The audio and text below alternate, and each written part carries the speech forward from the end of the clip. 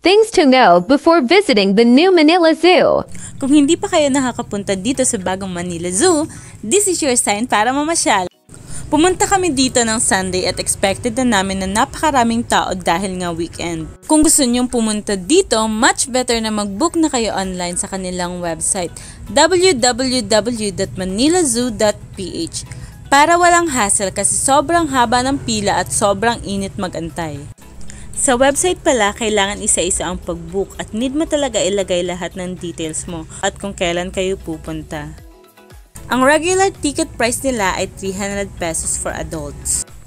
Ang ticket price po nila ay naka-base kung taga Manila ka, estudyante ka, or nagtatrabaho ka sa Manila, bata or senior citizen, basta magdala lang po ng valid ID.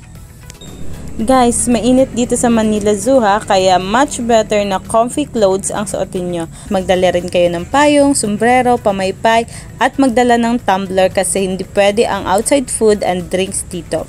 Kung nagugutom man kayo, maraming food stalls sa loob. As first timer, sobrang nag-enjoy talaga ako dito sa Manila Zoo. Ang pinaka-paborito ko dito ay yung sa mga reptiles kasi may aircon, kaya sobrang comfortable talaga mag-ikot. First time ko din dito makakita ng chameleon. Ang cute pala nila.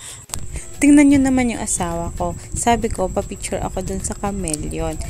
Kaya pala tawa ng tawa. Ito yung ginawa nila. Guys, sa ulo ko yung chameleon. At syempre, na-amaze din ako dun sa mga big snakes. Lalong-lalo na tong yellow snake na to. Dito talaga ako tumagal talaga ng sobra. Kasi naman, sobrang ganda nila. Ang lalaki, ang kikinis. Ang ganda ng kulay talaga. Grabe. Yan talaga ako. Sobrang nagtagal talaga ako dito, guys. Tingnan nyo naman, di ba ang cute? May malalaking turtles din dito, guys. And iba't ibang uri ng snakes. Yan. Sobrang dami nila. Kumpul-kumpul. First time ko lang din makita nitong white crocodile at itong super laki na parang si Lolong na crocodile. And pumasok rin pala kami dito sa butterfly garden. Kaso, wala akong nakitang buhay na butterfly.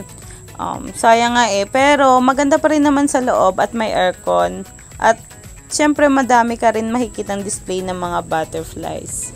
Sobrang na-enjoy talaga kaming buong pamilya dito. Nakakapagod siya pero sobrang saya ng experience.